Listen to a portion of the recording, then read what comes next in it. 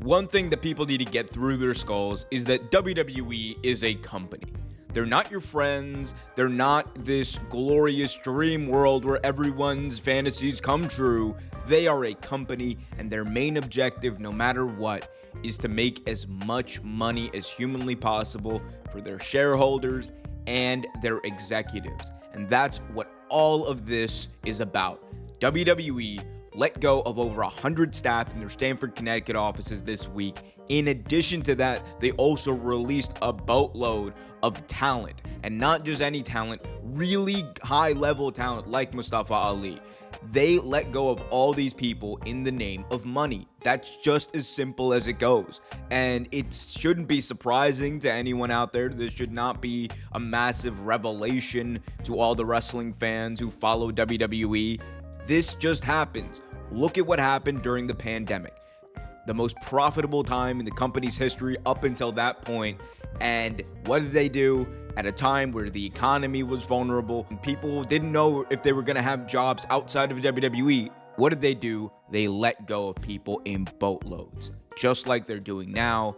And it has nothing to do with whether or not they're talented. It has nothing to do with whether or not they even make the company money.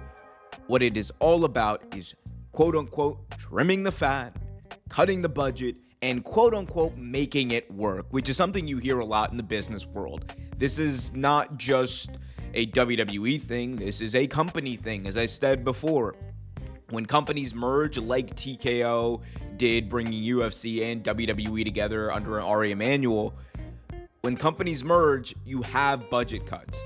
It is the most disgusting and unnecessary, really, part of the entire process, but it's one that companies feel like they need to do because at the end of the day, they want to get as much money as humanly possible out of this asset that they just acquired or merged with. So for people to think that, oh my God, how could WWE do this? How couldn't they see the talent in a guy like Mustafa Ali? How couldn't they see the talent in a guy like Rick Boogs or Emma or so on?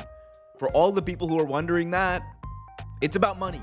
It's always been about money. Vince McMahon sold the company for two reasons. One, so he could stay in power, and two, and more importantly, so he could get as much cash out of this cow as he possibly could.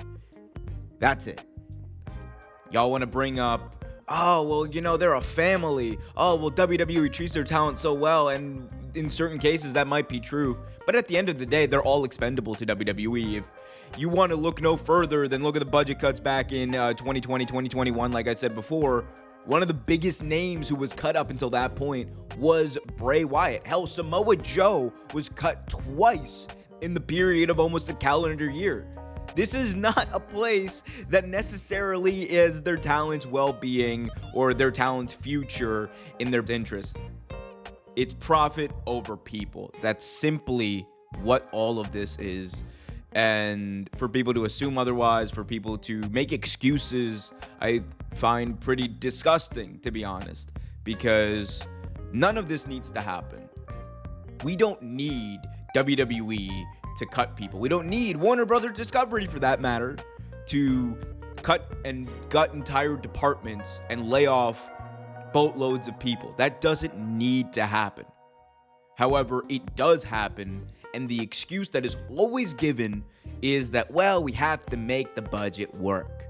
It's cutting out all of the quote-unquote excess, what they call sometimes in the corporate world as redundancies, cutting all that out and kind of just bringing departments together and aligning synergies is what they love to say. You've probably heard Vince McMahon say that quite a bit. It's all about making sure that there's money left over to put into the profits and also into their pockets, because at the end of the quarters, usually a lot of these executives get pretty lucrative bonuses based on how the company's doing.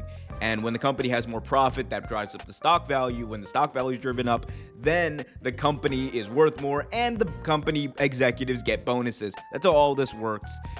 It's disgusting, it's reprehensible, it's horrible, but it is the reality of the situation, and this is not going to stop.